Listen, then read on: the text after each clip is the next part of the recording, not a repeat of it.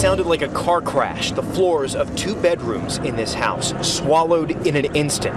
Jeffrey Bush had been asleep in one of those rooms. His brother sprinted in trying to save him. And all I see was the tops of his bed. I didn't see nothing else. So I jumped in the hole and tried digging him out. And I couldn't get him. All I could hear was, I thought I could hear him screaming for me and hollering for me to help him. I couldn't do nothing.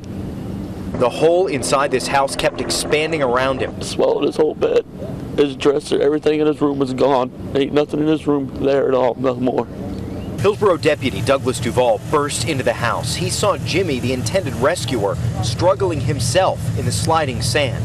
Duvall put his own life on the line to pull Jimmy out and keep him from becoming a second victim. The cop snatched me out of the hole. He told me I couldn't be in there. The hole was still caving in, and I didn't care. I just wanted my brother, man.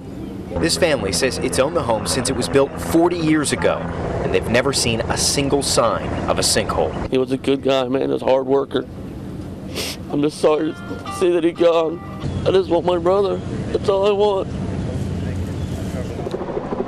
It's so tough to hear that. You can see how this area has just been descended on by engineers with the sun coming up. They are staking out different areas, trying to establish a perimeter. They're going to use techniques to try to figure out the real size of this sinkhole. Again, it's so strange because it's all contained in the house. You don't even see tilting walls or cracks anywhere. It's very surreal, but they tell us that the visible area inside the house is maybe 30 feet across. The sinkhole itself, the shifting sand, goes out, they think, about 100 feet across altogether, maybe 50 feet down or so.